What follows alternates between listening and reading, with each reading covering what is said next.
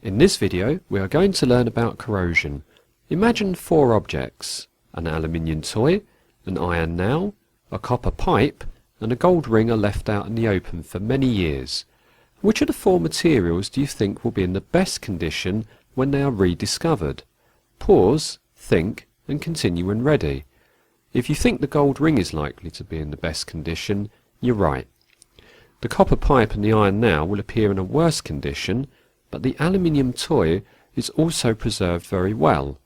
Most likely the iron nail will appear in the worst condition. This is because of corrosion. Corrosion is described as formation of compounds on the surface of a metal when it is exposed to air and or water or an electrolyte like salt water. Typically, once a metal corrodes, it forms compounds known as oxides or hydrated oxides. The nail, made of iron, rusted. This, by the way, is the only time you should use the term rusting. All other metals are considered as having been corroded when they react with water and or oxygen in the air. But why would the nail be more corroded than the aluminium toy, the copper pipe or the gold ring? Have you any ideas? Pause the video and continue when ready. The reason is the metals all have different reactivities. Iron corrodes faster because it is more reactive than the copper and the gold. But you may be wondering, well, why didn't the aluminium toy corrode the fastest?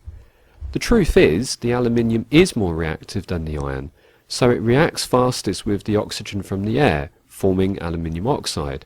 Aluminium oxide is very unreactive because once the oxide layer is formed on the surface, it binds very tightly to the surface of the metal, so no cracks can form and cause further corrosion. Here's a challenge. How might you use this idea to protect the iron nail? The answer is that by covering a metal like iron with another more reactive metal, like zinc, is that the zinc forms the zinc oxide layer quickly. The iron underneath is protected. This process is called galvanizing and can last up to 100 years. If you think of the metal on a bike, corrosion can be prevented by painting the frame, a static part, or greasing the metal parts like the chain which moves, or by covering it with a thin layer of a less reactive metal like tin, copper or gold, but that would be very expensive.